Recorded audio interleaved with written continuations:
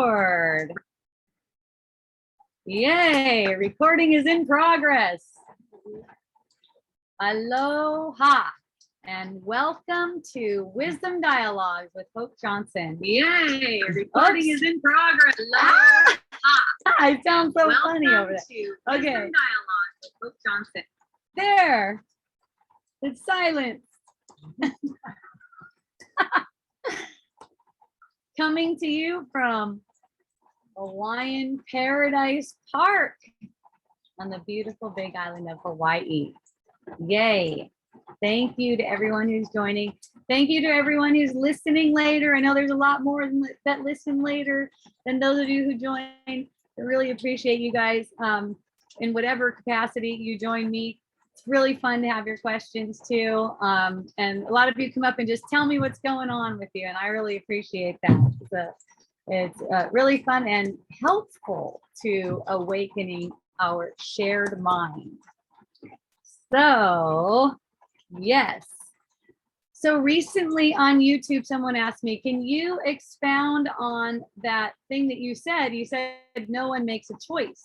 Can you expound on that? Can you get into that more? I know I've done it a bunch of times, probably every single show, a little bit here and there, sometimes more. So we're going to go into that thing about choice, because really, you guys, like, isn't that the crux of the matter that makes guilt, the thought of guilt, in any way meaningful, is that if you had a choice or other people had a choice in whatever you had a perception of them doing.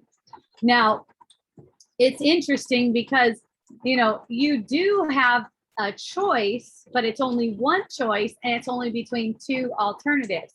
It's not any choice in the world. So that one choice between two alternatives isn't anything for you to be guilty about. You know, the only reason you would choose you would make the choice that hurts you is because you think it's beneficial to you. You know, you don't know.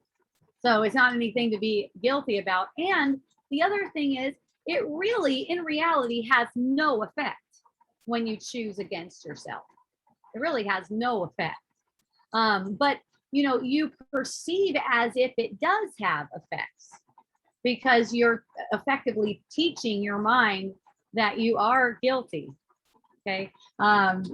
Whenever you choose to see yourself, to view yourself as if you could choose between the multitude of alternatives that are in the world, that hurts your mind.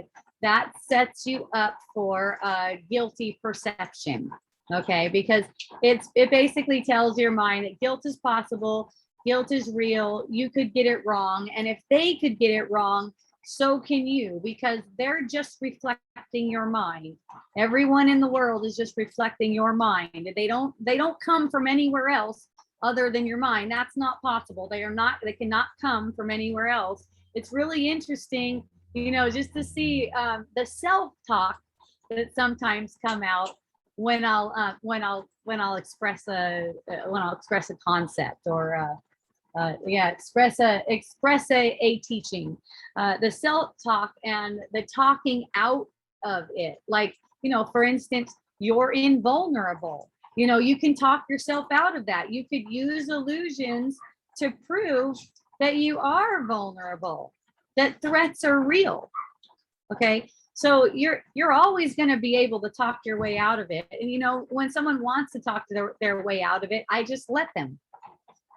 You know, I don't want to like interfere with that, whatever their wish is and whatever thought they're going to use to get their wish accomplished. You know, if the wish is that they want to be vulnerable, that they want to make themselves vulnerable, then they'll talk themselves into that. I mean, accepting your invulnerability doesn't really take any talking into it, you know. That's just really like how you are. That's as you are. It took talking you into accepting your vulnerability. It took you talked yourself into that. You already talked yourself into accepting that you're vulnerable. That's why you can get perceptions as if you're vulnerable to all kinds of things. You know, 5G, a virus, I don't know, overreaching government, let's say, maybe a drunk driver, all this kind of stuff. And it's like, here's the reason though, like behind, you're invulnerable. All of those things occur in a dream. All of those things occur in a dream. This is a dream. And it's only maintained as long as we want to maintain it. So when we're holding it up with all these different beliefs, like beliefs that someone makes choices and, oh, that was bad, I feel hurt because they did that thing. No, you don't feel hurt because they did that thing. You were hurt before you made the world, and you propped people up to trigger that feeling. The hurt was there before you made the world. They did not do that to you. Okay. And the guilty feeling that you perceive about something that you thought that you did, that guilty feeling was also present before you made the world. You did not do anything in the world to destroy your innocence. You had never destroyed your innocence anywhere, but in your mind, when you made that first choice to believe in the thought of separation, to believe that you separated yourself, okay? It's like when you get a sense of anger, that's only an echo of the anger you felt when you separated yourself, or you thought you separated yourself. It was so realistic that you thought you did it. I mean, your mind is that powerful to make the illusion. So it's so realistic you thought that you did it, and you set yourself up as someone who can do things.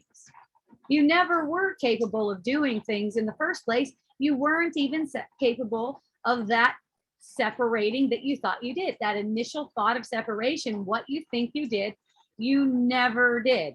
So this is a dream. And, I'm not saying that lightly. I'm not saying that there's other realities that can affect that. The fact that it's a dream. There aren't any other realities that can affect it.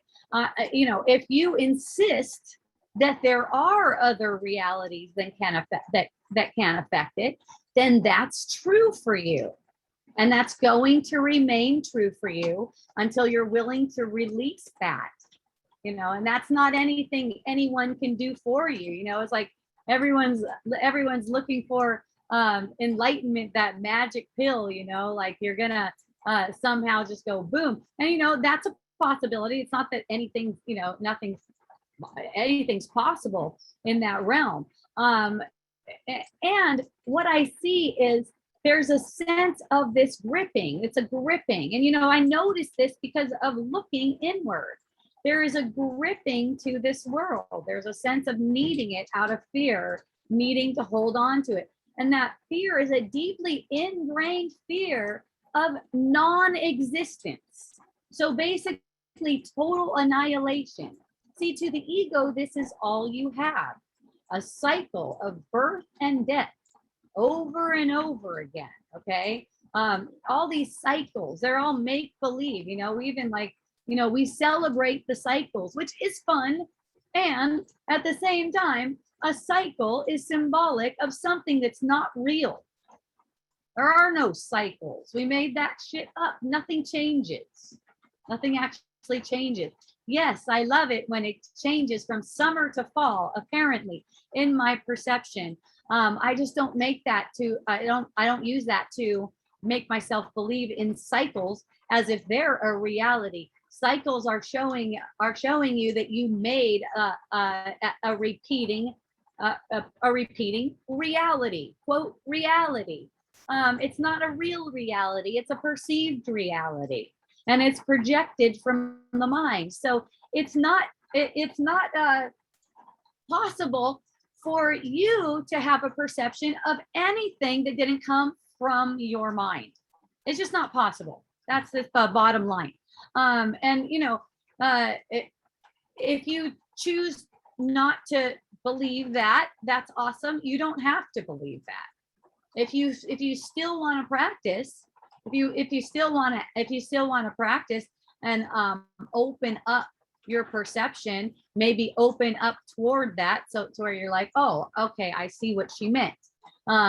It's just all it is All it is a matter of taking any upset feeling. And like I said before, the upset feeling was there before you made the world. So anything that seems to be the cause of that upset feeling is not true. If you want to, go toward the truth and toward peace, you don't have to believe it first. You just have to not argue against it. That's all. You are going to have to be willing to surrender your arguments. And, I'm saying surrender, but to the ego, that's not surrender. That's a sacrifice. If you're to surrender your arguments, that's like surrendering part of who you think you are, which is the ego's identity. So there's going to be some resistance to that, and that's totally understandable. So I just keep the door open for anyone who wants to drop their arguments. If someone wants to keep their arguments, though, I'm not interested in having that conversation because anyone who wishes to keep their arguments will, and it's not possible for me to take it from them against their will. That's what free will is, actually. That would be a total violation of that. They're like, no, I want to keep it. Well, I'm fucking taking it from you anyways. All right, give me free. Oh, you said free will. That's hilarious. I didn't even know that. Give me free will and I will die for it. So I said I didn't even know it. I did know it. Like I know everything, but maybe not perceive it in the moment. See, we all know everything. We do. We all, we have a sense of everything. The perceiving that we do, and the way we're viewing what's in the perception is preventing us from knowing things, from knowing that we know it. Let's say that. Preventing us from knowing that we know it.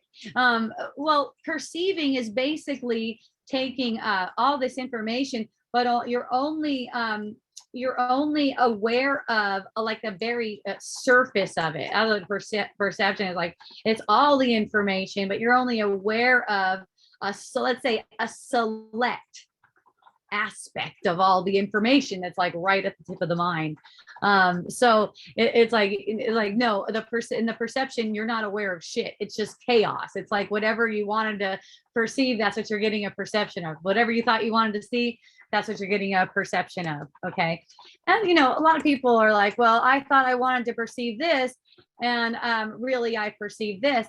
Okay, well, the way that is what you think you want to perceive is not exactly what you're actually wanting to perceive, because you want to perceive that your thoughts are true. So let's say that you're going, I'm vulnerable to threats, and then you go, oh, I want a really nice boyfriend who's all da da da da da da da, and then you get a boyfriend who ends up being an asshole and beating your ass.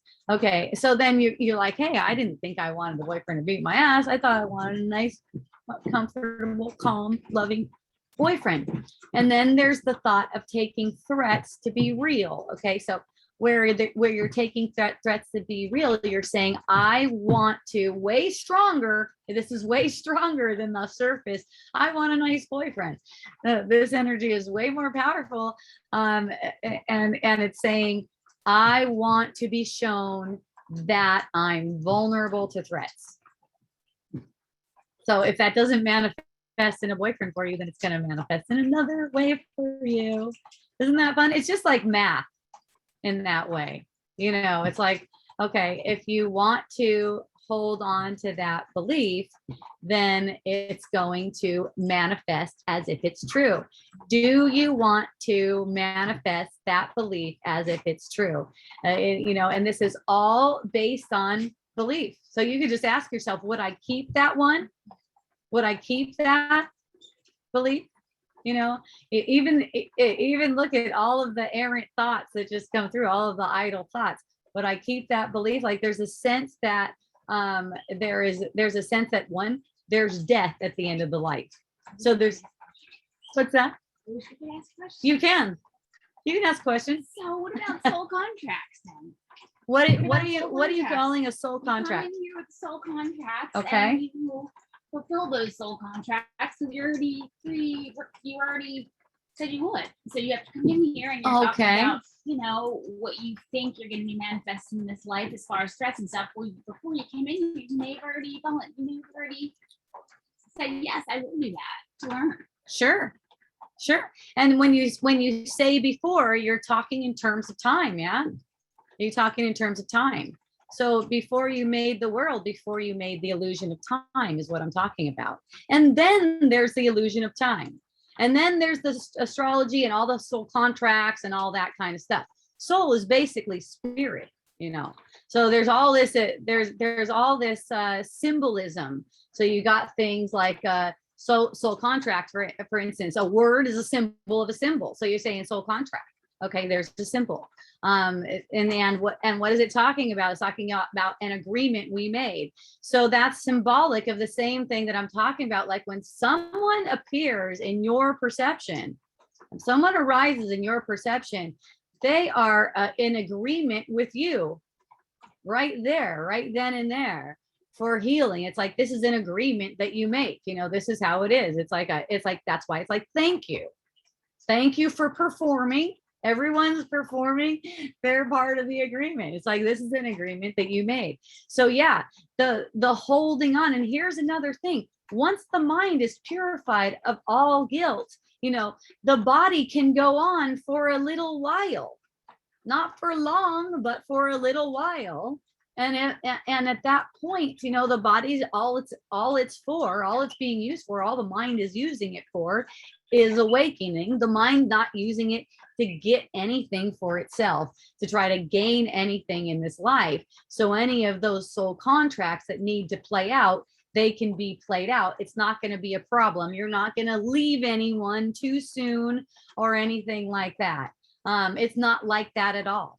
You know, you just stop perceiving a world when you don't need to perceive a world anymore. There's not a need to perceive a world. It's only here on an as needed basis. So it's like, well, and what creates the need for it is the thought of separation. That's all that creates the need for it. So we have this perception that we are separate. And that's why we seem to see our bodies as if they're outside of themselves, outside of ourselves. So it's up to us to choose, make that choice for freedom, no matter what separation seems to be between us, to make that choice to see them clearly. So you're just asking to see them clearly and not the way we made them, because we made them all up. We made all these bodies up. We're projecting this illusion that we have a perception of.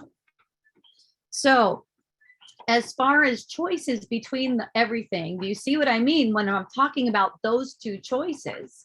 As far as choices between everything that seems to come about in your perception, can you see how meaningless those are? Everything is coming right on time. And the choice that is made is the choice that's made. It can't be helped. The choice apparently made, that's just like another person coming up into your experience. It's like, hey, you performed right on time. You can say, hey, consciousness performed right on time, but making it seem like I made that choice. It's perfect. It's perfect for me. Whatever choice it seems like you make, that's perfect for you. Whatever choice anyone else seems to make, that's also perfect for you. And see, it blows your mind when you're willing to consider that, because there's this sense that you need to hold on to the sense that someone victimized you. It's like you need to hold on to that idea that someone has caused you harm. Like somehow that's going to open you up to more harm if you believe that they were capable of causing you harm and they did cause you harm. Okay, it's just going to open you up to more illusions like that. It just projects, because it projects more like that. It projects further in time. Thank you, everyone, for joining. I appreciate you. I love you. So giving up the illusion of choice, it's really restful, actually. It could be a little bit, irritating for the ego when you want to hold on to that the idea that someone did something for you. But, slowly, just in giving up that illusion of choice, look at, oh, I should have, And wherever you say, I should have, I wish I would have, I should, just like watch the vibration of it, because it's not so much in the words, it's in the vibration of it. And there's a sense that's coming through whenever you're speaking. It's a body sense. And so in allowing that whole body sense to just like relax, noticing where there's any tension and allowing that body sense to relax, that's where you get the clear information. That's where you get the clear feedback. You're never getting any clear feedback through tension. You have to relax first. Tension goes along with tense thoughts. So it's projecting tense thoughts. The way out of tension is never the way the ego thinks. It's always to try to get something in the world. And the only way you can release tension is to release tension in the mind. You can't, for instance, do a yoga pose to make you release tension unless you're willing to release the tension in the mind. That yoga pose is going to be tight as fuck. I showed you before what your face looks like in the warrior pose. Oh, then you can relax your of body. course. Oh, yes. Well, see, and here's the thing. So when you say movement helps, that's kind of implying that you have a choice in it, like whether you'll move or not. It's kind of like an implication, as if, okay, we know movement helps. We feel it. We get the, or at least we think it helps. Let's put it that way, because nothing actually helps on the surface. We're always getting a perception. So we think it helps. We notice a increased circulation. We notice a better mental state. We notice a nicer mood and everything like that. Once we put on there that we should do that, we burden ourselves with it. We basically take away all the fucking benefits, because now we're tense with it.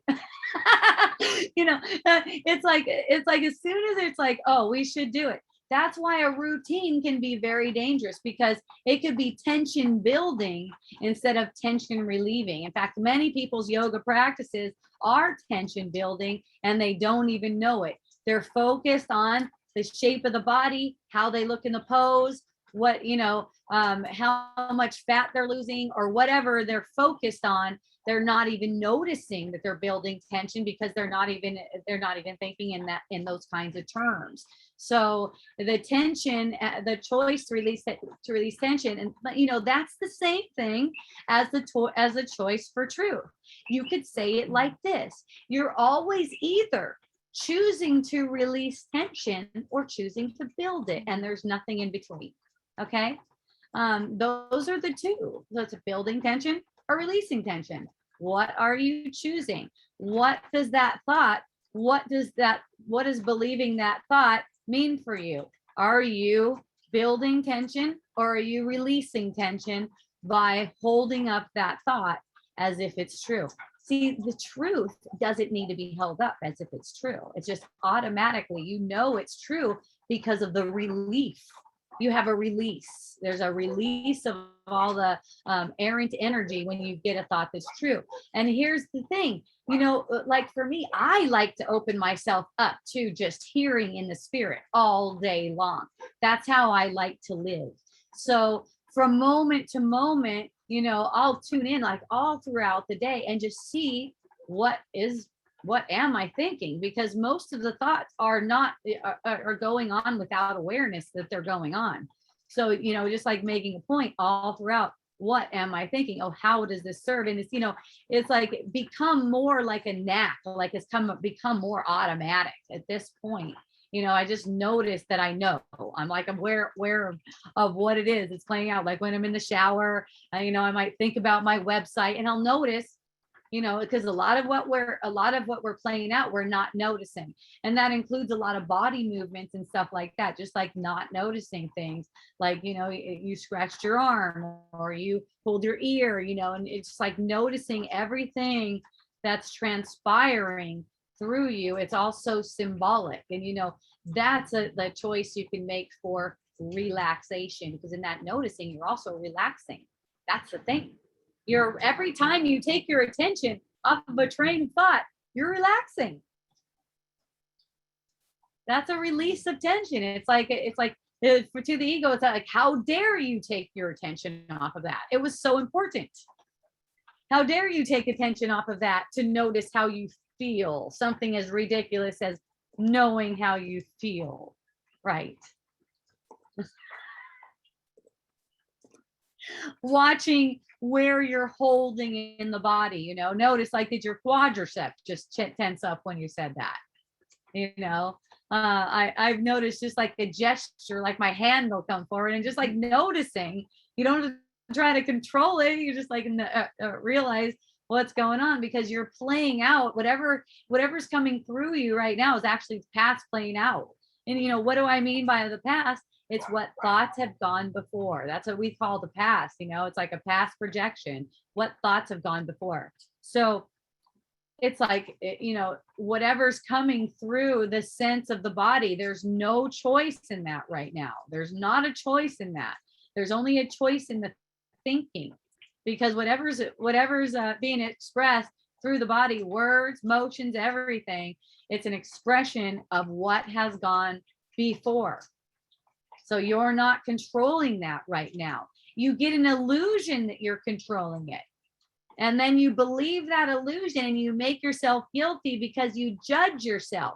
You judge how you come across, you judge how you speak, you judge how you move, you judge how you look, all of that kind of stuff. All that judging is what prevents you from just being open to the flow and receiving the guidance that the spirit is giving you. You don't have to spend any of your time in those thoughts. They're going to be projected and arise in your consciousness, and you don't need to engage with them. I'll tell you, for the first few years that I was doing wisdom dialogues, and I shared this in wisdom dialogues back then, I'd get a huge guilty feeling like I did it wrong, like I didn't say enough, I didn't say it right. I. And it wasn't revealed to me for a little while that, you know, all that is identifying with myself as a doer. It's arrogance. It's as if I'm doing it. It's as if I'm doing wisdom dialogues. I am not doing wisdom dialogues. I'm just being present with whatever wants to do wisdom dialogues. So I have not ever done one episode of wisdom dialogues. But when I thought that I did, it was difficult, you know, because then I would have to, like, you know, think I had to do something. And actually, it just occurs to me, like some weeks ago, maybe a month ago, I don't know, when I was here with Anne and something came out like, oh my gosh, I didn't tell him this on wisdom dialogues. It was kind of like an echo of something, because, you know, I've already seen that before. And, you know, Anne was like, ooh.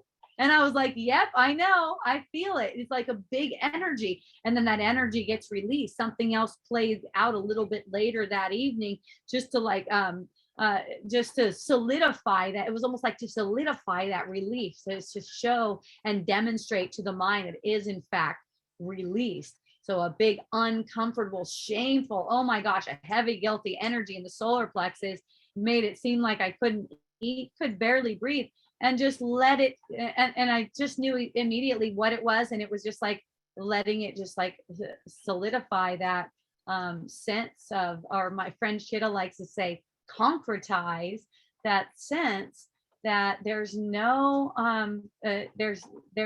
need to look back. There's no need to look back on anything.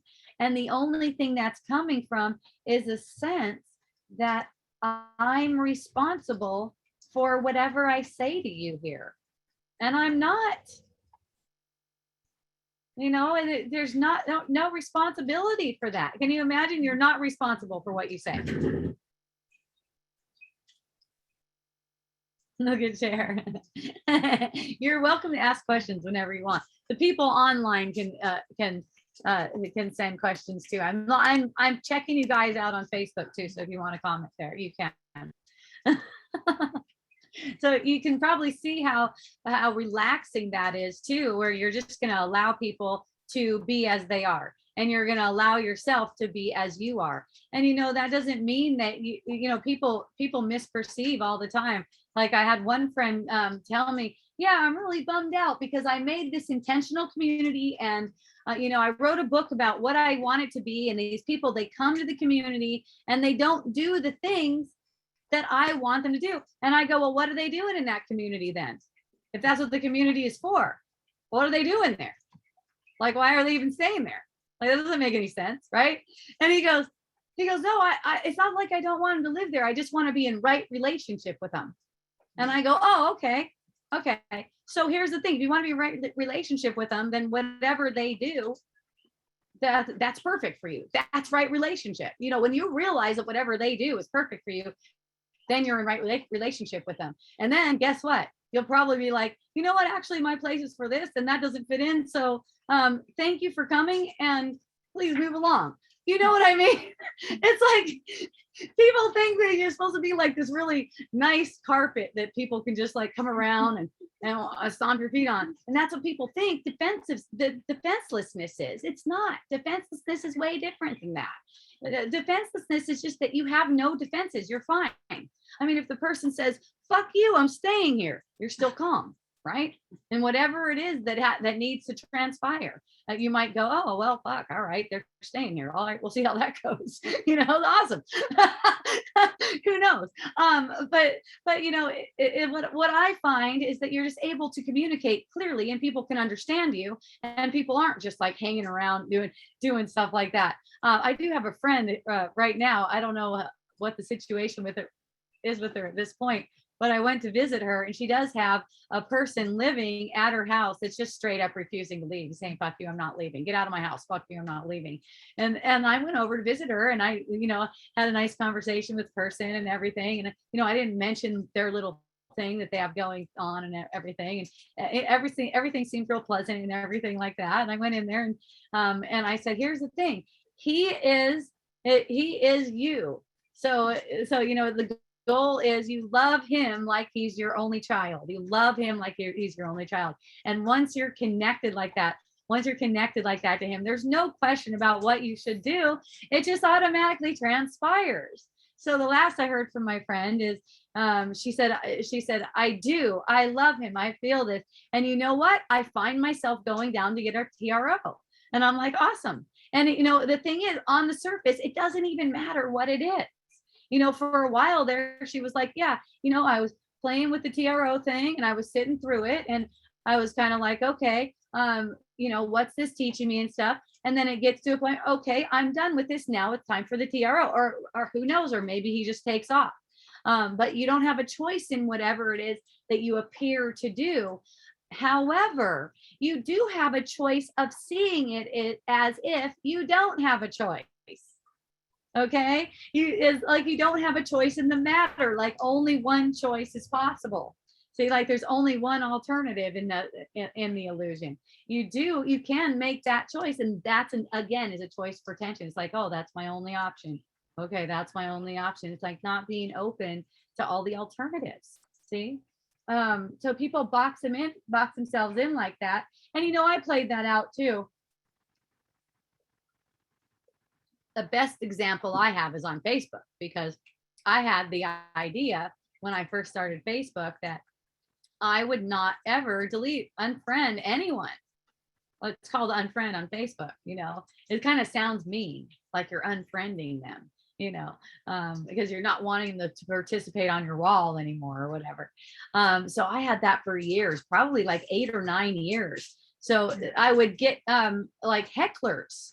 I'd be posting stuff and I get hecklers, and you know, and I just like go, okay, and at a certain point, it was just like, oh, the freedom. Oh my God, oh, it's okay to delete them. It doesn't say anything bad about you. It's okay to have the people in your circle that can comment on your posts, people who are being sweet to you, for instance. Or they seem like they're being sweet. Let's say everyone's giving you exactly what you need. That's not necessarily manifesting as something that's sweet. Okay. But everyone's giving you exactly what you need. That doesn't mean that you should quarrel with them or make them mad or be mean or anything like that. It's just, oh, okay. You know, I take it as directional. It's like, okay, thank you for showing me that. Thank you for showing me that you don't want to be in the group of people that really loves and appreciates and supports Hope Johnson. In the illusion, because the thing is, they do love and appreciate and support you, and they're always giving you an opportunity to demonstrate that you are worthy to yourself, to your own mind. They're giving you the opportunity to just say, hey, I'm worthy. Like for me, it's like, hey, I'm worthy of this space. I don't have to have all of this judgment written about me all over my Facebook thing, and then it was just so much freedom. And so, it's like, you don't have to say, oh, I'm not going to kick anyone out of my community. I'm never going to kick anyone out of my community. Just leaving it open to, I don't have a choice in it, allows you the freedom to manifest anything that's necessary. See, and that allows the learning to go faster, because then you're open to getting the lesson that's available to you right now, instead of having to go through over and over and over again, getting that same trigger, for who knows how many freaking lifetimes. At one moment, you just like pop your head up and go, wait a minute, I've been playing this out a bunch. I know this energy. I recognize this vibe. This is something that I do.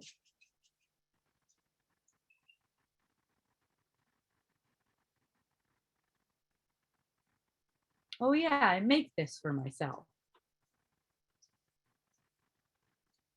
See? And it's so scary for the ego, and I talked to my friend who has a community. He's like, oh no, well, I'm definitely moving away from all of that stuff that you're saying, but I really appreciate that you're saying that and that you're doing it. And that's wonderful too. And this is not for everyone, and it's actually for a few. It's actually for a few. If people knew the kind of relief they could get and the kind of relationship, they realize how their relationships would be, if they were to practice this kind of forgiveness. It's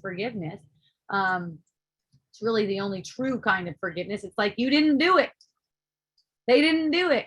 I didn't do it. No one did it. It's a dream. It's like, if you feel inspired to try this kind of forgiveness, you'll see, and you don't put up defenses. All you have to do is not put up defenses to it. They'll automatically be like drawn into trying it anyways. You'll see that you'll have your relationships will be so easeful. They just become so easeful. I mean, maybe not at first. When you first try it out, people think you're so weird, because you're not agreeing with them that that's really fucked up. Whatever that person, oh, fuck that guy, he cut me off or something like that. And, like internally I might be, oh, thank you, to the guy, like silently, thank you. If I get the perception that I'm cut off, but I'll just thank for the other person. And, sometimes people will want me to get on a rage with them. And I'm not getting on a rage with them. It's just, and at first it's kind of touchy, like you don't, you feel kind of, you feel kind of like you don't know what to say. You don't quite know how to open up to the spirit and let the voice speak through you. You don't quite know how to relax yourself yet, and basically if you're willing to relax, exactly what needs to come through will come through. And you can tell you weren't relaxed, because you can tell. It manifests as like a nervousness in the body's energy field, a shakiness, something like that. And, it doesn't bother me when I notice that I'm not relaxed. I'm just really glad that I'm noticing. So the gratitude for noticing totally overshadows any kind of draw toward being irritated about it. Like, oh, thank goodness I noticed that. I got nervous. It's self-doubt. I thought I might not say it right. I thought I might not say what that person needs to hear. That's all. So it's just in noticing when there's that nervousness is actually arrogance.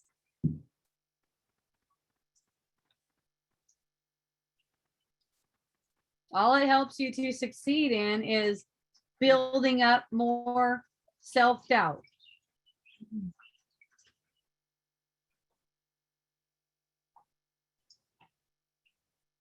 So speaking of agreements, another friend of mine was saying how, expressing, I don't know if it was his exact words were, but he was expressing how he's stressed because people haven't kept their agreements with him. It's like when someone makes an agreement, he wants that agreement to be the same, even when things change for that person who agreed to something. Like there's this need to hold them to the agreement. And when I'm watching him and he's talking about it, and I'm letting him know that, hey, you know what? When I perceive someone makes an agreement with me, silently, I always release them from having to perform. Because if I'm holding them as something that has to perform, then I'm suffering right now. I'm putting a burden on myself right now. It's basically saying that I'm obligated. And so it's putting tension on me. I don't need that. I just release them from any obligation to perform. Like if you don't perform, I still feel the same way about you. Am I going to hire you to do the same job again?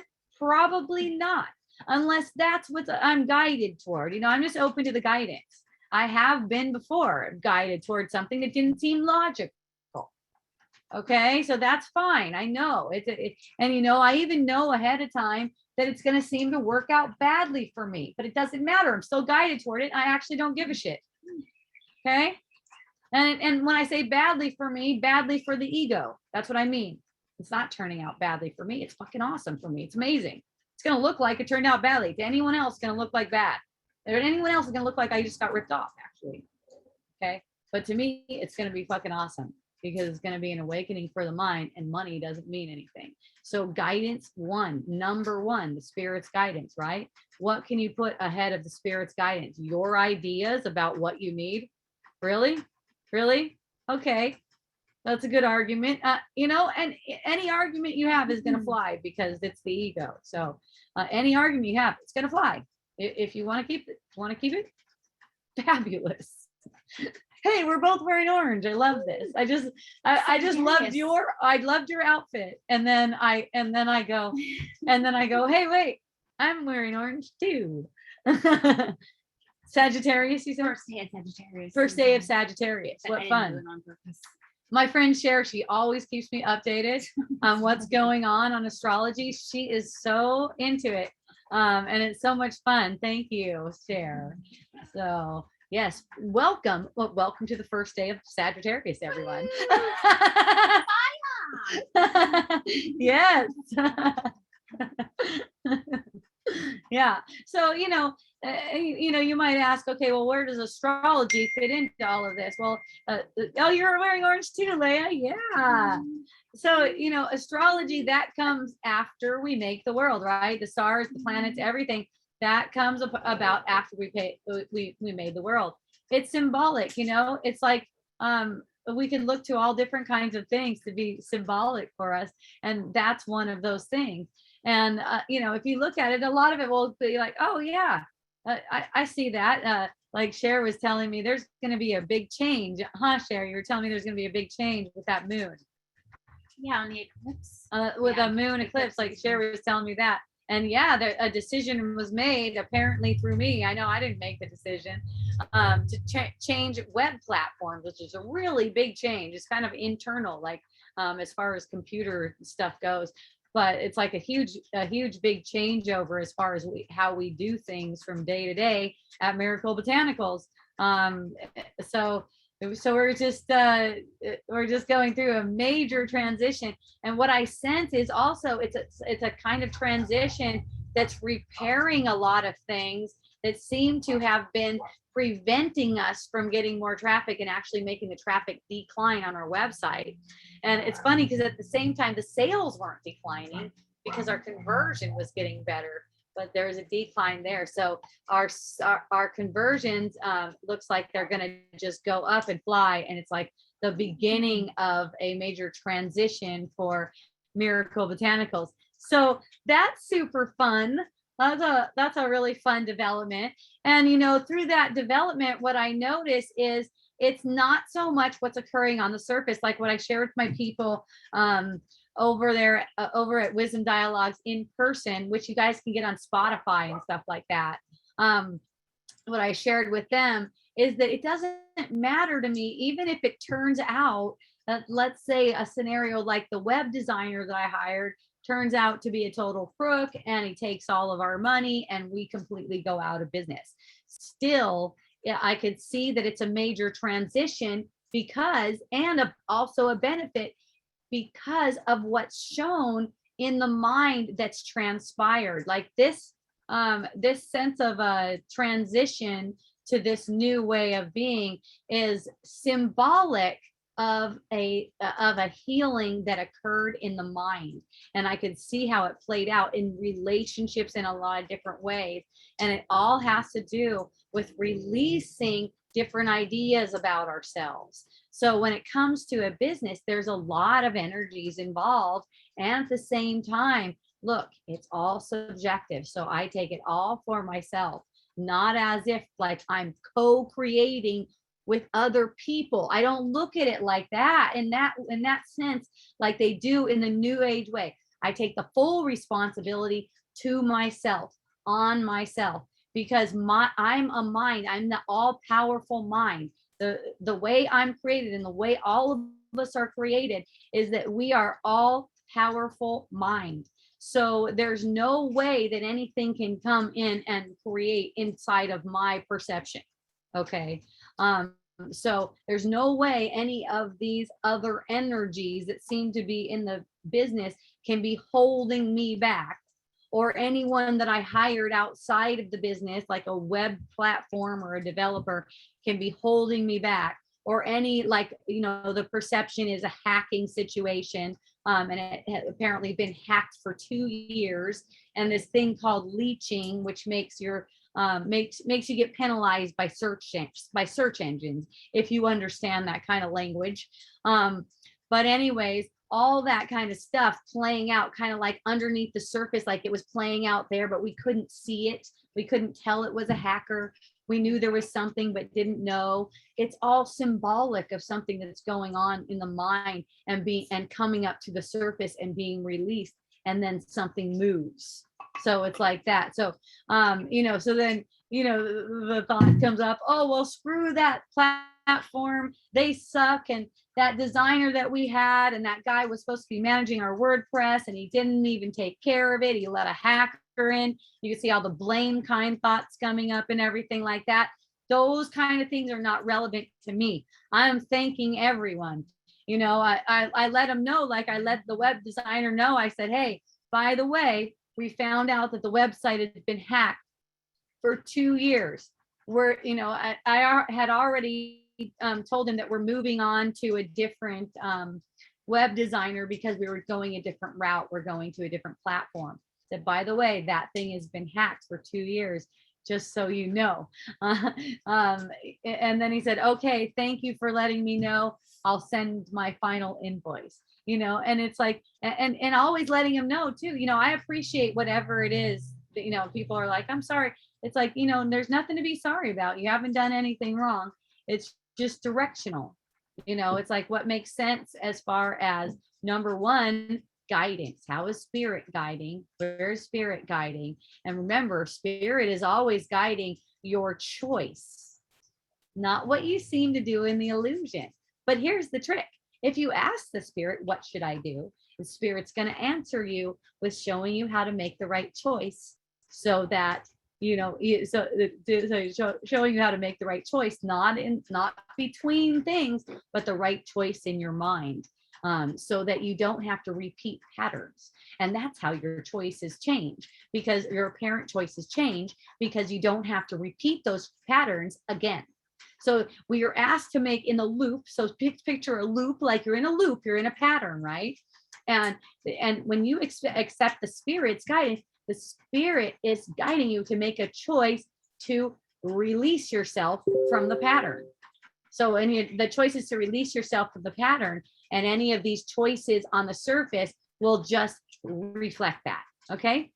Can you give people some tips on how to tell the difference between the spirit and the ego? Yes, I'd love to. So the difference between the spirit and the ego, the spirit's guidance is always in alignment with the truth that this is a dream, for one. So that means no one's going to be responsible for anything. At first you need to know these things before you can sense this relief. It's like a release of stagnant energy when the spirit speaks to you. It's like a sense of, thank goodness it's not the way I thought it was. And anytime you start to feel bad about something, like if you think you're making a choice, when you're starting to think about making a choice and your mind starts to go in loops, and if you start to feel bad about something, you're clenched in your stomach, then you have to do the opposite, because that's obviously ego. You can tell. That's right. If you have to get through to make that choice, it feels like you have to do something. You're obligated. The ego always has reasons why. The spirit, it's a spirit, just is reason. It's a voice of reason. It's a voice of relaxation. It's a voice, there's nothing that's required of you. And that voice is allowed to speak with you in as much as you're willing to not pay unconscious loyalty. It's really conscious loyalty, but unconscious in the sense that you're not willing to be aware that you're being loyal to something that doesn't merit loyalty because it hurts your mind. See, you have to be willing to see that. You have to actually want to see what you're using to make yourself into this thing that seems to be vulnerable to threats outside of yourself.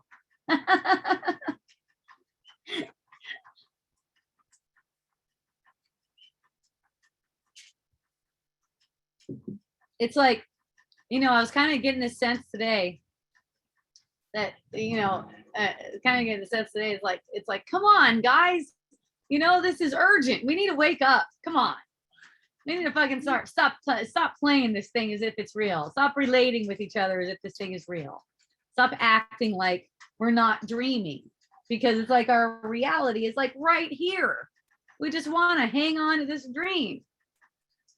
And then, at the same time, it's like, who the fuck are you talking to? You can only be talking to yourself.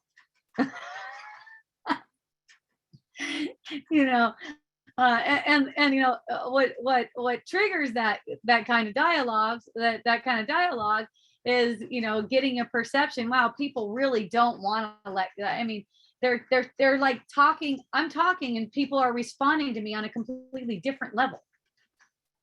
I'm saying something and people are responding to me as if the goal is to manifest this world some way. This goal is to make the world some way. They're like totally like on a totally different, like we're not even meeting like that. So, so I get that sense, and it gets me kind of like, come on, you guys, it's a fucking dream. and then recognizing, okay, come back. There's not anything you can do about that. You can't like shake people awake. Come on, wake up, because there isn't anyone there. So, any of that sense, like, you could say that's just like a lack of patience, it's like a sense that we have to, hurry up. And then at the same time, it's like, okay, the longer we hold on to it, the longer we perceive suffering. That's how it is. The longer there's holding on to it, but also it only takes one of us. So I don't need you guys to do anything. Like, I don't actually need you guys to do it. I don't need you guys to wake up. I don't need you guys to play along with me.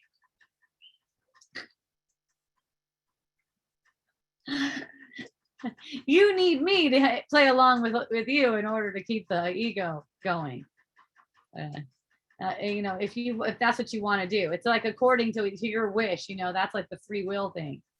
According to your wish, that's not your real will when you're wishing for when you're wishing for separation. That's not your real will when you're wishing for that.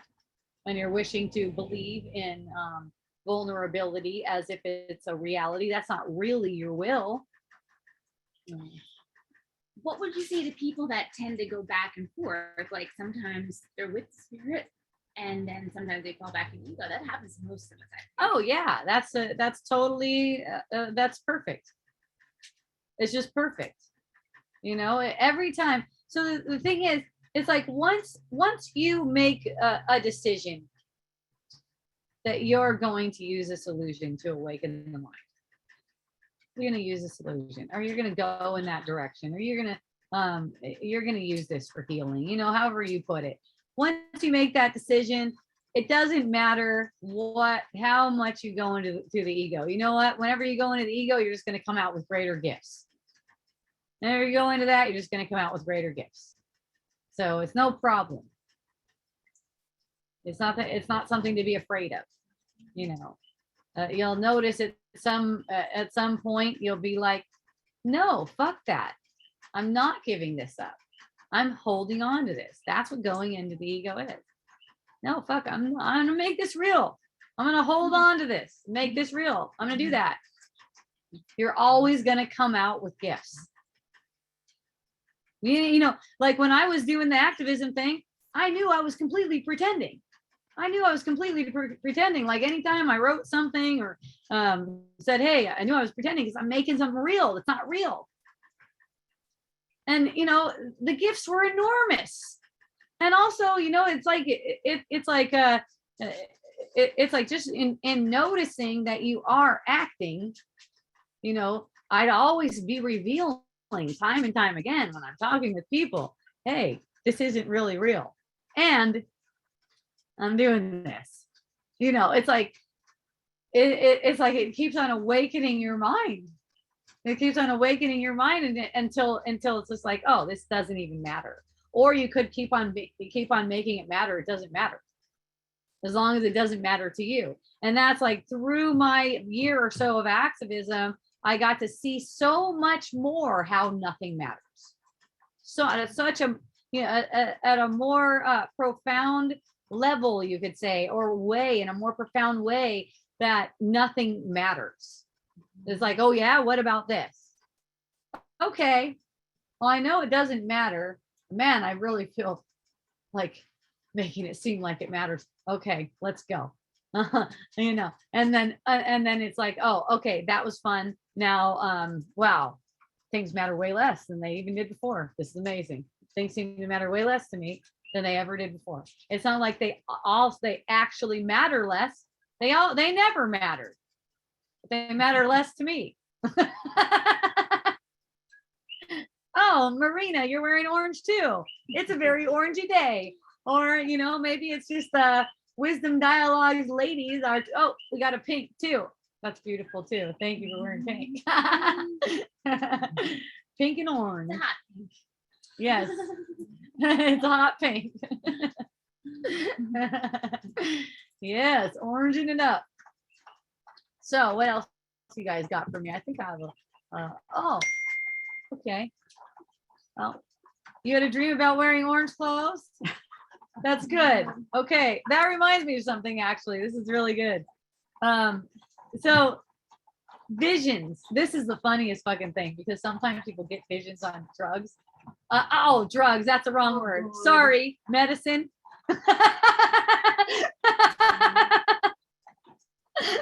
Right, Leia? Sometimes people get visions on medicine and think that she's laughing her ass off and think that the vision means something. Okay, someone was just telling me the other day about a vision that this is what they were supposed to do. I had this vision, or they had this vision that that they're with you and they're married. Well, here's how the person said it. This partner of mine had this vision that they would be with me before they ever came over here, and then they told me their vision, and then I agreed with their vision, and I said, okay, we're partners for life then, since you had that vision. Well, now the one that had the vision is having second thoughts. so the one that the first person had the vision about, that person is bumming out. They're totally bummed out. They're like, but the vision. All right, the visions are complete fucking nonsense. Okay, let's just set that straight. That's probably why, I was going, you guys, I don't have visions. Okay, I don't do it. I don't do that shit. I have vision. Let's say I have vision. That's not something where you see a vision about how your fucking life is supposed to go. Okay. That's where, you have a vision, like you can see how love manifests. You can notice how love makes itself manifest in this world. That's a vision. That's vision. Okay. A vision, the multitude of visions, they're just tricky shit. They're just for tricking you. Okay. Someone comes up, oh yeah, I had a vision. It's you and me forever. And then 5 years down the road, they're like, you know what? Actually, I like this other fucking guy better than I like you. And then where are you? Fantasy land. Exactly, Glenn. Thank you. And then where are you? You put all this energy and attention, investment into this relationship going on and on and on and on, whereas, the way I see it, like if my husband's like, hey, you know what? I'm actually not into you anymore. I'm into this other chick over here. It's like, thanks for letting me know. It's no problem. The ego might take a hit, but I don't mind the ego taking a hit. The ego might be, oh gosh, I feel like this. Oh, I feel so sad. It's like, it's okay. Because none of these relationships are meant to last forever. We're relating always forever. These relationships that we perceive, that's not a real relating. They're just on the surface. They're passing by. Okay. So they're not meant to play out your fantasy in the way they are playing out a fantasy of yours that you're separate. They're playing out that fantasy. Okay. But you're fantasizing about the way they're supposed to go, but that may not be what's necessary for you to awaken your mind. And playing out your fantasies, how you fantasize about yourself as a separate individual who needs to get other people on your wavelength, let's say, who needs to get other people to do things with you. You don't need anything. You don't need anyone. If you've got a community and your community is focused, like if you have an intentional community, like why the fuck would you have anyone there that doesn't have the same intention? Well, I don't know. I mean, I'm not going to judge about it because I could get the guidance to do something like that. But it's kind of like, just ask yourself, what am I trying to prove here? Unless you say, hey, the spirit guided me. If the spirit's saying this is a relief, I know I get relief. When the spirit says, you know what, don't make anyone leave, and I get a sense of relief. That's how I know the spirit guided me to that.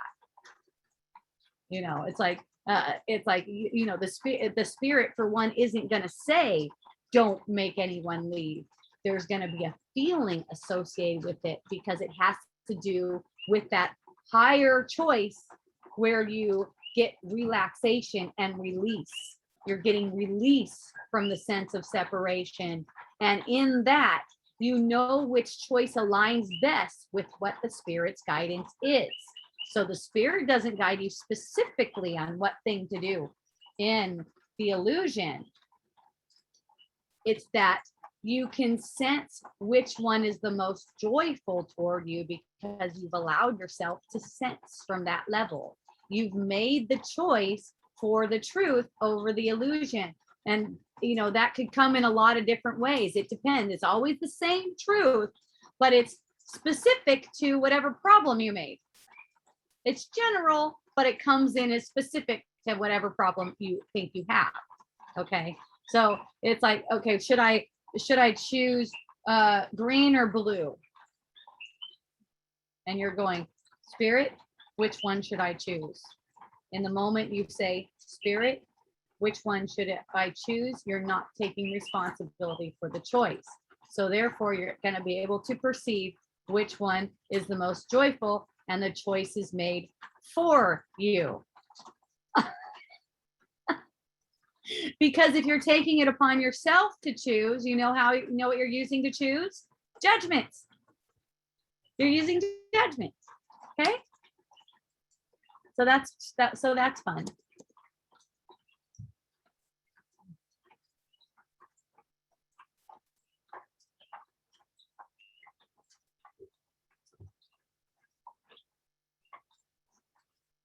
I agree to meet with you at 12:30. And then a friend comes over who I haven't seen forever and shows up at my house, and I completely forgot I agreed to meet with you.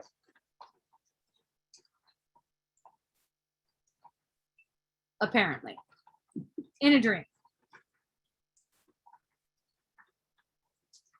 See, in a dream. You can add that to the back of anything. That person didn't return my call in a dream. That person stepped on my toe in a dream. That person slept with my husband in a dream. See? And the dream will take care of itself. The dream will totally take care of itself when you're willing to see that it is a dream and you don't have to take any responsibility. All the things will play out exactly as is joyful for you, because you're allowing yourself to be in joy. Can you enjoy finding out that your partner likes someone else? Yes, you can. Absolutely can. It's just judgment that would tell you that you couldn't. I mean, that's exciting. It's a huge change. That's really exciting. It's like, wow, what a big change.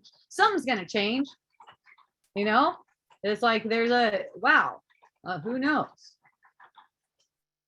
Maybe we're having threesomes. Maybe that's a change. Who knows what's happening there?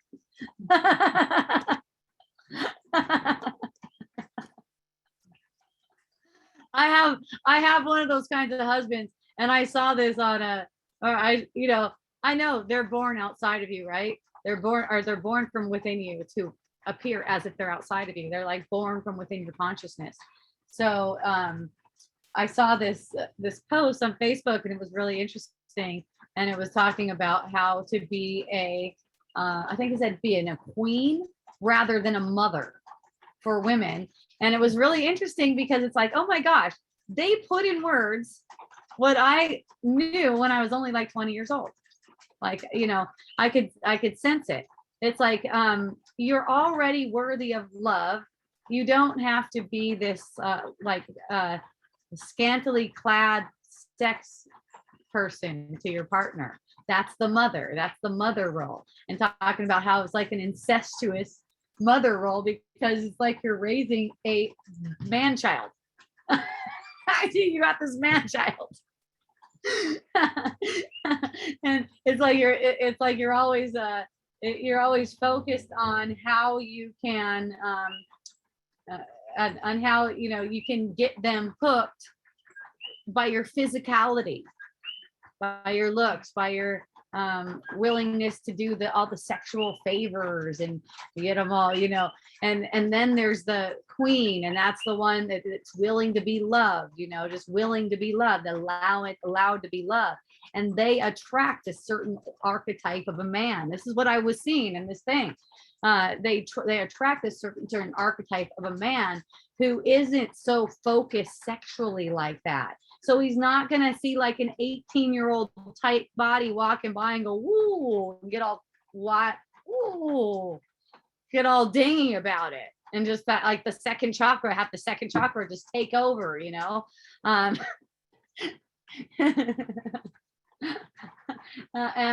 he's focused on taking care of his woman and making sure that she's doing well and in comfort and all that kind of stuff. It's like, oh shit. Yeah. I mean, it's like I saw that dynamic. It's like I couldn't really quite touch on it. I was still doing the mother thing a little bit, and I was playing that out a little bit, and playing all kinds of different, playing it in a lot of different roles in a lot of different ways, until it finally, it came to, oh, I see how this plays out perfectly. I see how we relate. I see how we relate perfectly, like without tension, dysfunction, all that kind of stuff. It's like there's certain a way that I am with myself, let's say. So I'm not thinking of myself in terms of this sex pot who like turns them on, and, you know, that kind of stuff. That occurs naturally. I don't have to do anything about it. You know, it like naturally just come up and touch me and stuff. I don't have to like try to get his attention or anything, or you know, try to make myself wanted in some way. You know, it's just like staying focused on what's true for me and allowing that to just play like that. And I know there's a lot of different dynamics. There's a lot of different dynamics that people play, and they become more and more clear what you guys are playing out together as you're just watching, from a sense of detachment, though, from the whole relationship. You know, I've shared with people a lot the way I hold all my relationships, friendships, everything, open hand. No one has to do anything for me. No one has to be different for me. Anything like that. You know, if a person isn't being sweet to me, I'm probably not going to be guided into their presence, let's say. Probably not going to be guided. That's just how it normally works out for me. It's probably not going to be a thing. And, you know, really, I'm conjuring up the image of the person. It seems like guided into their presence, but really I'm conjuring up an image of the person to make it seem like our bodies are coming into close proximity. And what I see is I don't need to conjure up that image of people who are saying mean things and being mean to me. There's not a need for that. And in that, I perceive so much less of anything like that. It's so amazing. Like at first, it seemed like a lot of them. And then it's just like, it's just like, oh, there's just not that kind of energy in my field. There's not really that kind of energy in my field. And I don't engage it either. Like if someone has an argument or anything like that, I don't engage their argument too. So I don't really ramp up that kind of energy. And then, you know, if a person doesn't resonate with me, then it doesn't matter to me if they leave thinking I'm a certain way or whatever. You know, if they go out of my experience thinking that I'm a certain way, whatever they think is what they need to think. And my perception of what they think is just for me. I projected that. I projected whatever they seem to think about me from my point of view. Whatever they're going through from their point of view, that's not really my business. So, and they are going through it. If they think anything, if they believe anything about you that is anything less than innocent and perfect, they're going through it. They're having a hard time. It's not nice to feel that way. It doesn't feel good. Aloha, Cynthia and Amy. I appreciate you, everyone. Thank you. Thank you, Nael. Oh, I got Amy and Nael. Amy's on. Amy's on the Facebook Live, and Nael is listening on Zoom, and they're married. That's so fun. Thanks, you guys. I love you. That's a great way to live. Here's Nael talking to me now. That's a great way to live. I thought I was in that place, and I decided to project conflict once in a while. Yeah, notice that. That's all. You know, you're going to think you've arrived many times. Oh, I've arrived now. Oh, shit. Nothing is going to get me now. Nothing's going to get me tied into the ego now. And, you know, life's going to come around and give you something. And you know, after a while, you'll start being like, woo, there it is. Okay, that's what I needed to see. Okay, good. Thank you. I get really into gratitude, and gratitude I found is so powerful. You know, maybe like, I don't know, maybe like 3-4 times a week or something. I just sit for 5 minutes and have a gratitude meditation where I just notice whatever's coming into my mind and give gratitude whatever wants to come up for gratitude. I'm grateful for this. I'm grateful for this. I'm grateful for this. Seeming conflict. Conflict's not even possible. I am grateful for this seeming conflict. This seeming conflict is going to help me. I'm going to use this seeming conflict. It's not going to do anything on its own. I'm going to use this seeming conflict to undo the thought of separation. Yeah, that's what I'm going to use it for. Now I'm excited. You see? And I've seen some really fun ways where conflict is just like kind of like gone. You know, sometimes the person who wants to stay in conflict will just stop talking to me. They want to stay in conflict. Well, I'm just not going to engage in the conflict with them. It's not happening. We love your teachings very much every Monday. Oh, thank you so much. I don't know if you guys know too. I don't know if you want more, but in addition to the Monday one, the Friday ones are recorded and they're on Spotify, Pandora, all those podcast stations. So there's like 4 hours a week of wisdom dialogues, 4 new hours per week of wisdom dialogues every week, and some different options for getting those downloaded or whatever you do with them, however you like to do it. There's video. You like to see me. I have one friend who said she likes to turn the sound off and actually just watch me, and then she gets downloads like that. So some people just listen, some people watch and listen. Whatever is awesome for you. Also, you can find all that stuff, like the links you need for Pandora and stuff. You go to hopejohnson.org and then go to the Wisdom Dialogues tab. That's where you'll find all the links to any of that stuff. Yes.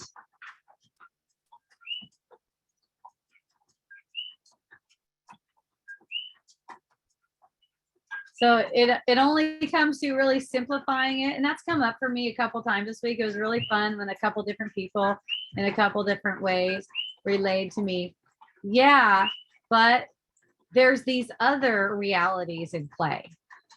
And, you know, it's like, well, okay, to me, there aren't any other realities in play. There's only an illusion of other realities in play. All that's really in play to me is that this is a dream playing out.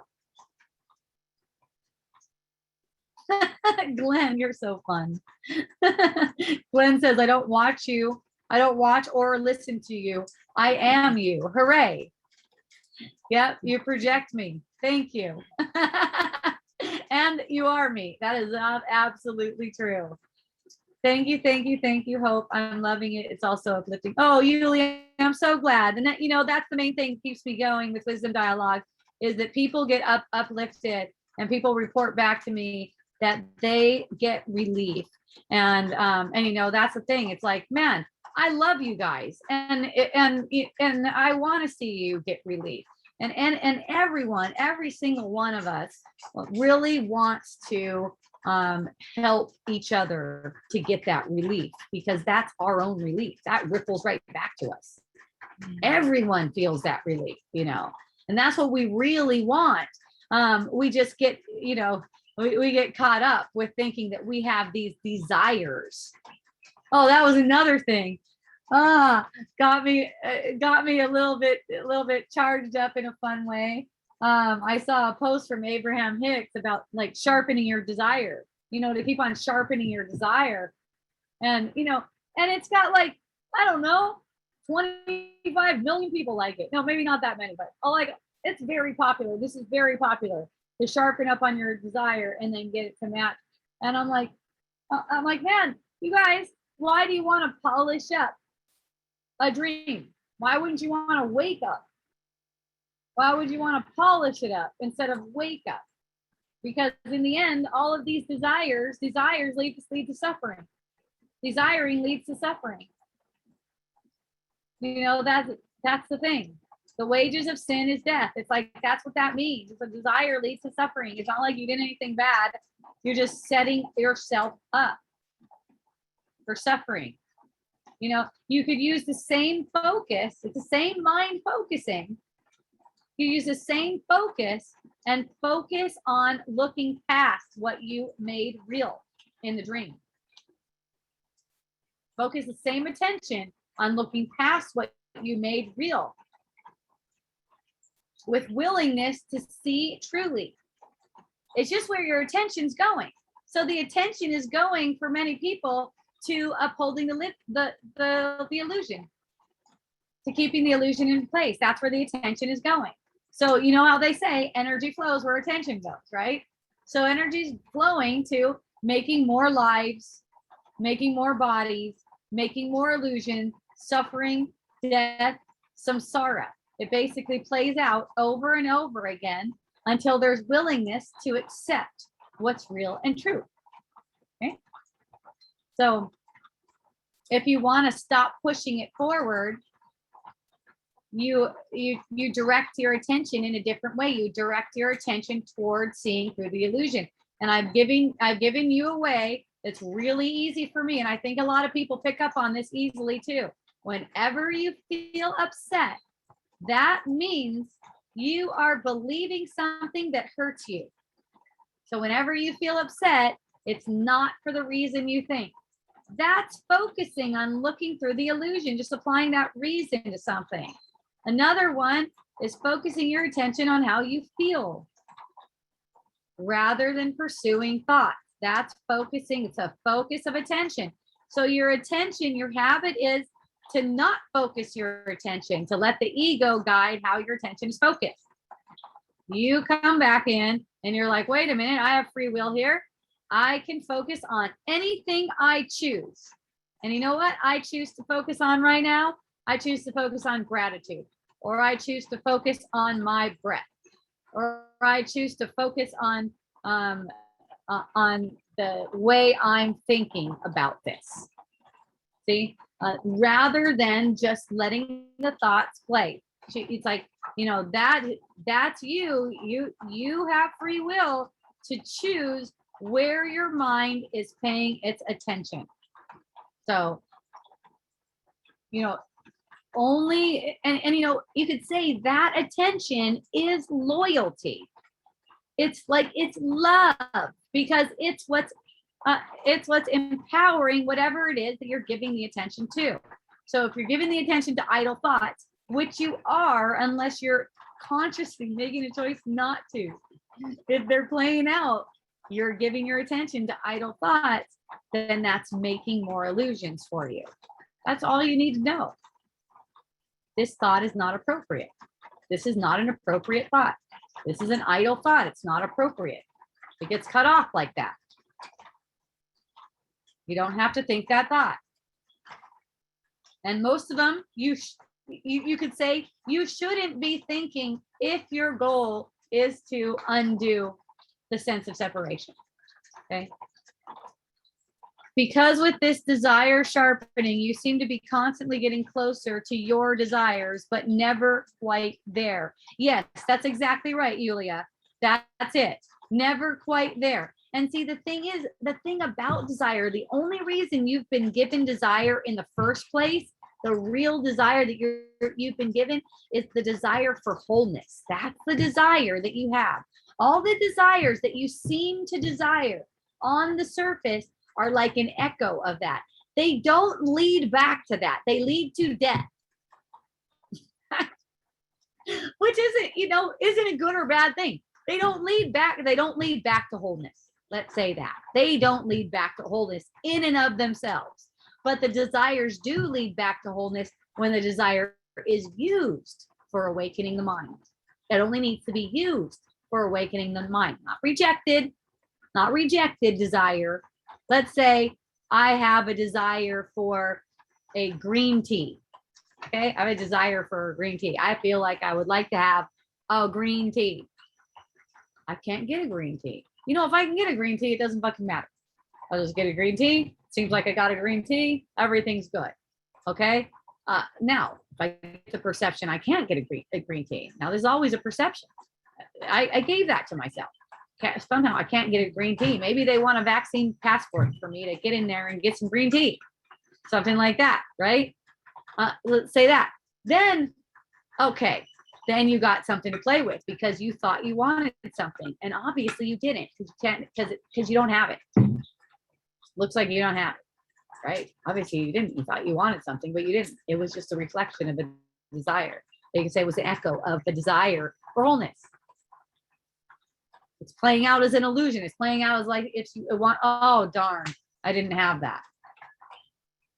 At that point where it gets upsetting that it seems like you're not manifesting your desire, or it's not coming to you or whatever, that's where you are allowed to have the relief, because that desire was like total trick. It was a joke.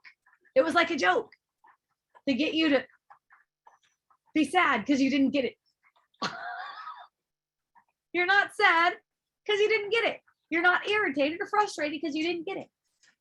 Remember, you made that feeling before you made the world. Not before it in time, but before it, beneath it, behind it, you could say. You made it before you made time. You made that idea before you made time. Because with this, yeah, thank you.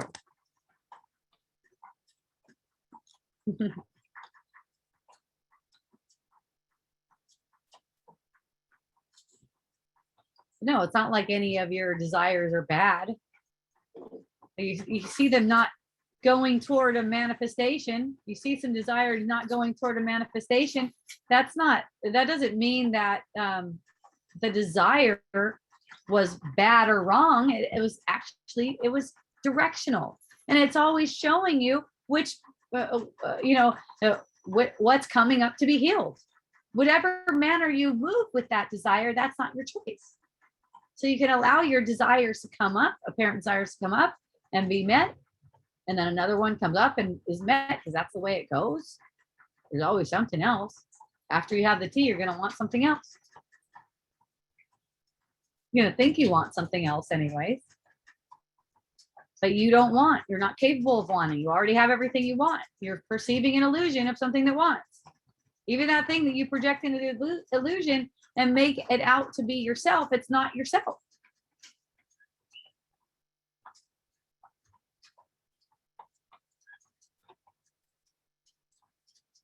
It's a self-image. That's different. The self-image seems to want something because it's projected as if it wants, but it doesn't even want anything. It's a projected self-image. It's a projected want. Because you want to awaken from this dream. Ultimately, that is the interest you have in dreaming. You want to awaken your mind from the sense of separation. That is awakening your mind when you awaken from this dream. Because what this dream is holding for you is your sense of separation. Through it, you'll demonstrate to yourself that you are dreaming. That you want this to be a dream. That you actually want this to be a dream. Most people don't want this to be a dream. They want it to be reality because they don't think there's anything beyond this. And what do you think you're going to get out of this? I mean, if you think this is reality, what do you think you're going to get out of it? What happens at the end of it, right? Are you gonna? Is this image gonna cruise around with you at the end of the life? Is anything going to stay with you? Are any of your thoughts about your life going to stay with you?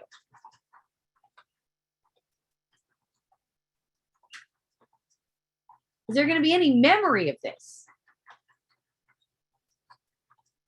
See? For a moment, you might remember the dream, but it'll become so irrelevant to you that it just won't be anything. It's nothing. It's one way A Course in Miracles puts it that really resonates with me right now is it's an evil dream.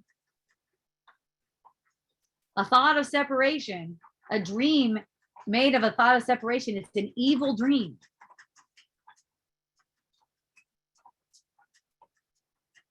All beauty, all kindness that you perceive in it comes from you.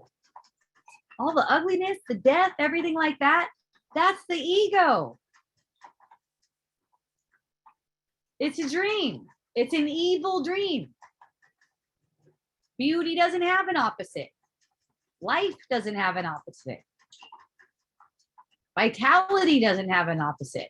We made a world of opposites to make it look as if there's an opposite to who we are. We wanted to get the impression that we severed ourselves from our own innocence. And we got it.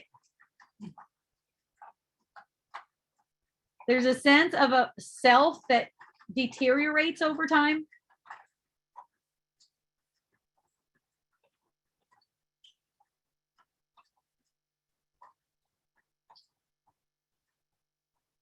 Muscles atrophy, skin separates from them.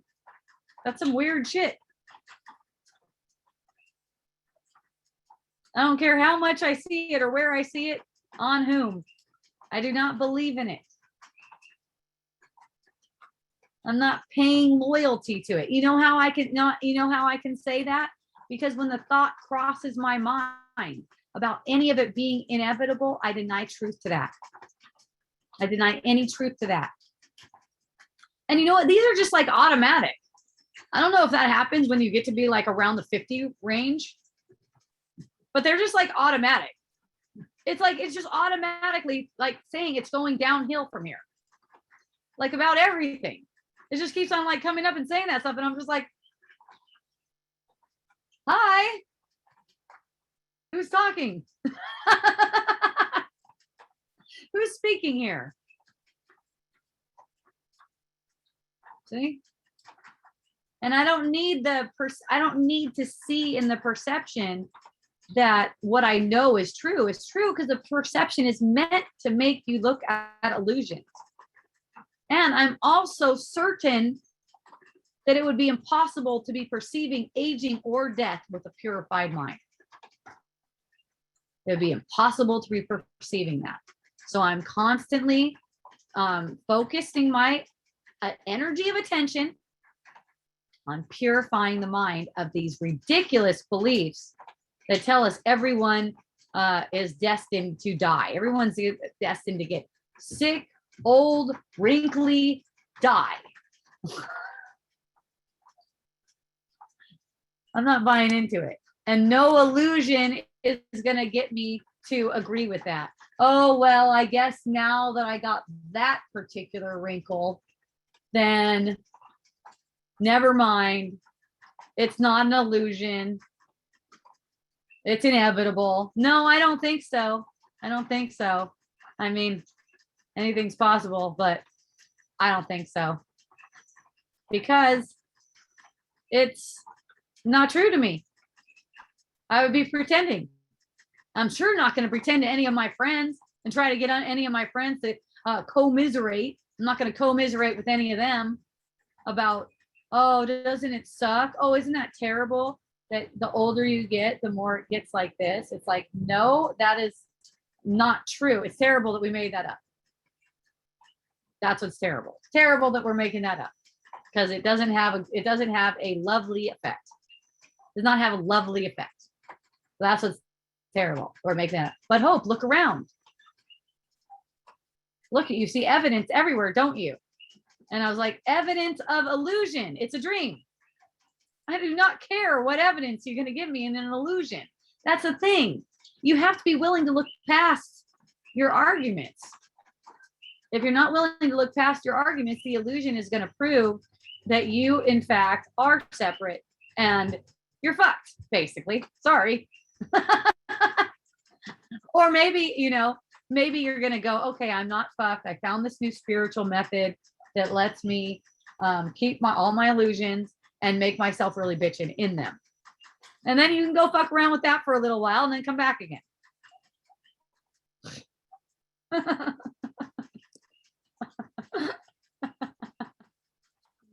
No harm, no foul. A couple sufferings in there, maybe a couple bodies dying.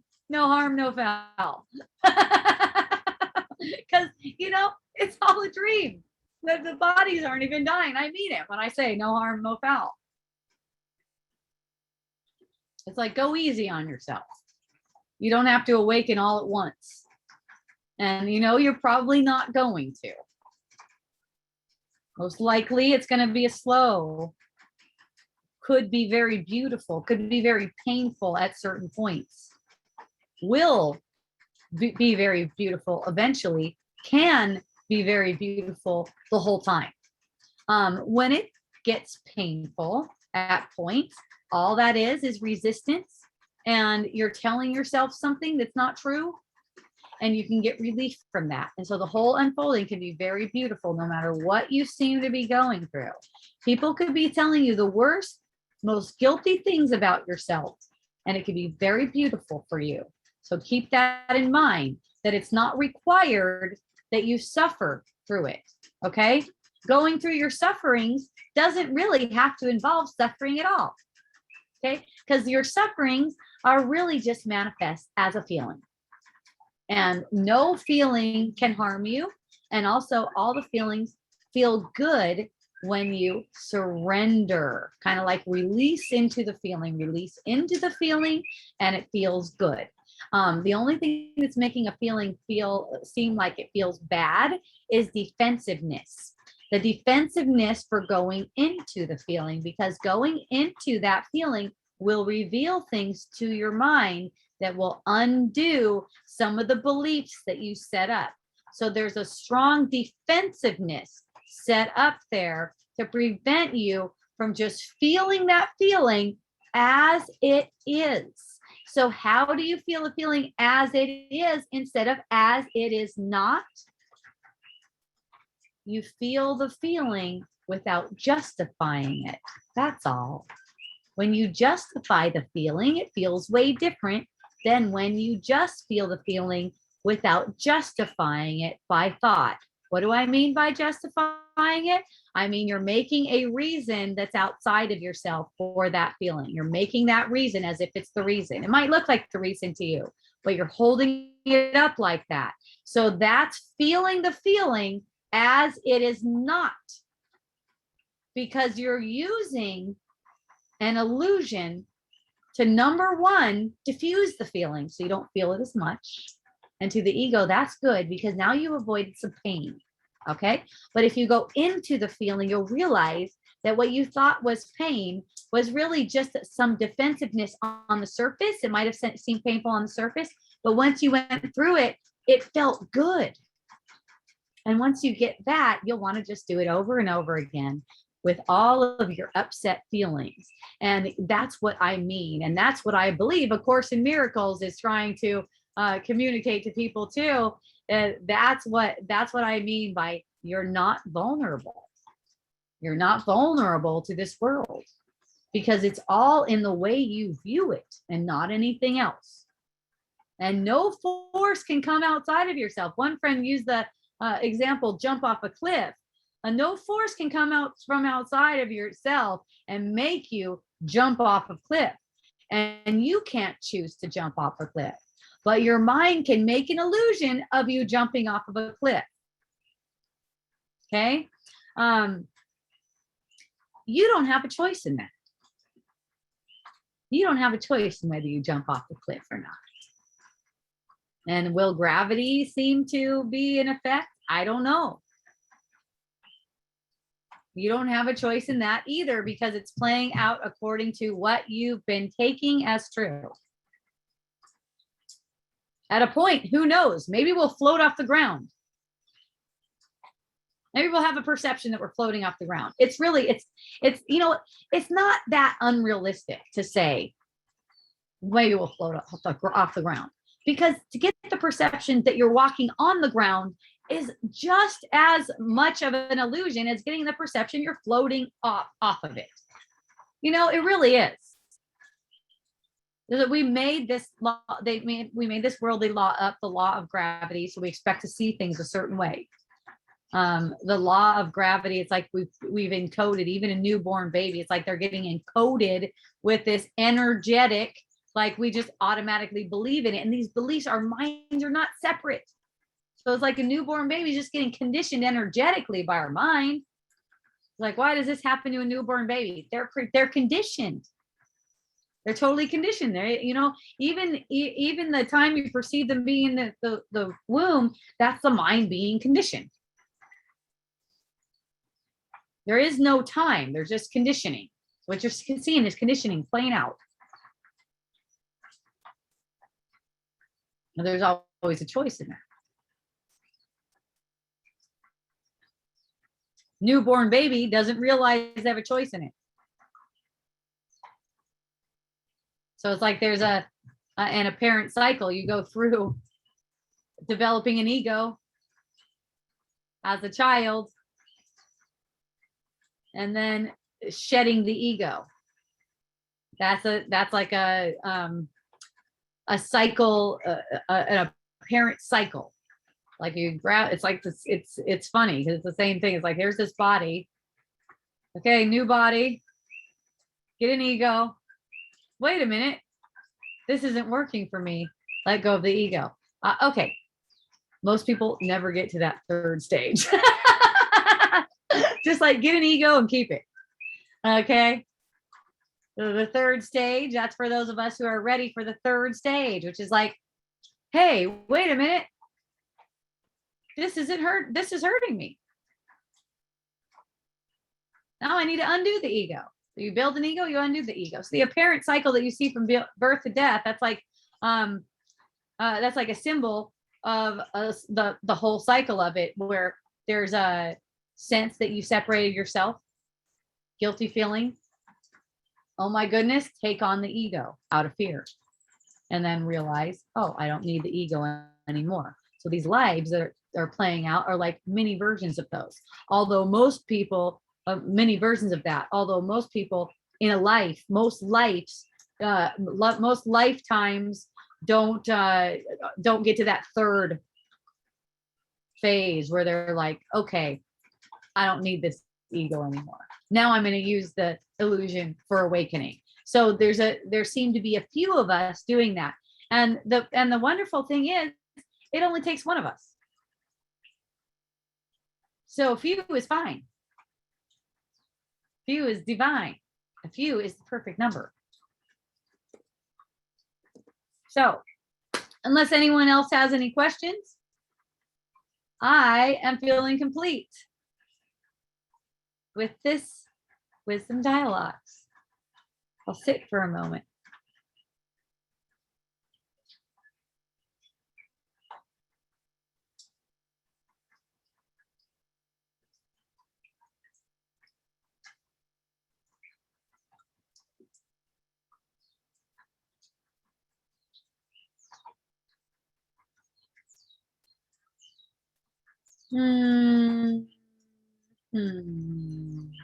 I love you. Thank you.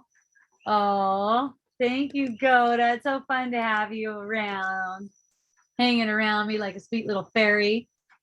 Thank you, Marina. Okay, it looks like we are complete unless something else comes up. So yeah, I will be done. Thank you, Glenn. So next week I'll be back again on Monday. I may or may not be here on Monday. Wait a minute. Yeah, I'll be here on Monday. Definitely. So next week, Monday, Friday at Hawaiian Sanctuary, I'm hanging around. Still stoked on, people calling me, set up phone calls with me, set up meetings with me. One of my friends, Marina. Oh, we're gonna do bread. Yeah, we're gonna do bread, sourdough bread. Oh yeah, maybe I'll make a sourdough bread video because lots of people have been asking me about that. Maybe we could have wisdom and sourdough bread. Lots of people have been asking me how to make that. I guess it's kind of like a specialty. I just kept on trying it a bunch of times, so I got kick ass at it, and it's really fun. Yeah, that's about it. If you'd like to leave a donation, always very much appreciated. You can go to my website. There's a donate button there. You could use PayPal on there. If you'd like to use Venmo, it's Hope-Johnson-58 at, I don't know, something like that. Hope Johnson 58 somehow. I love you guys. Thank you so much. Until next time, mahalo, aloha, and a hui ho. Yeah.